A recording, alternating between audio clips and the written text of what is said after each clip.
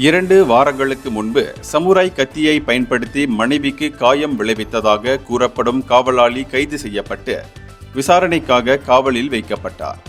ஆயர்குரோ magistrate நீதிமன்றத்தில் magistrate என். சிவசங்கரி கைது செய்யப்பட்ட நபரை ஏப்ரல் 28ஆம் தேதி வரை தடுப்பு காவலில் வைக்கும் ஆணையை பிறப்பித்தார். 27 வயதான அந்த நபர் காயம் விளைவித்தது, அச்சுறுத்தல் விடுத்தது ஆகிய குற்றத்திற்காக குற்றவியல் சட்டம் பிரிவு 323 பிரிவு 506 கீழ் விசாரிக்கப்படுகிறார்.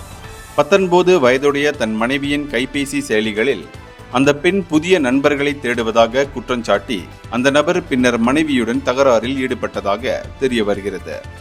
இந்த நிலையில் ஏப்ரல் 12ஆம் தேதி துருபோங் என்னுமிடத்தில் மனைவி வீட்டில் இருந்த சமயம் இரவு 9 மணி அளவில் இந்த சம்பவம் நிகழ்ந்திருப்பதாக கூறப்படுகிறது.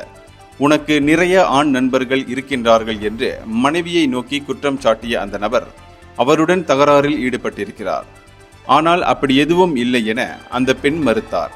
இதனை அடுத்து ஆத்திரமடைந்த அந்த நபர் அறையில் இருந்த அலமாரியில் இருந்து 1/2 மீட்டர் நீளம் கொண்ட சமுராய் கத்தியை எடுத்து மனைவியை வெட்டி கொன்று விடுவேன் என மிரட்டியிருக்கிறார். அதே சமயம் அந்த சமுராய் கத்தியின் கைப்பிடியை பயன்படுத்தி மனைவியை தாக்கியதால் அவருக்கு காயமும் வீக்கமும் ஏற்பட்டிருக்கிறது.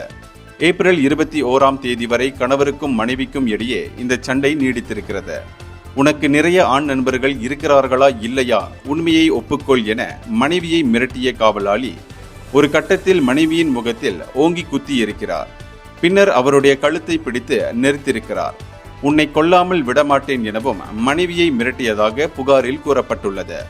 பாதுகாப்பு கருதி அந்த மனைவி தஞ்சோங் மீனாக் போலீஸ் நிலையத்தில் புகார் செய்திருக்கிறார். இந்தியர்களின் இதய குரல் மக்களோசை.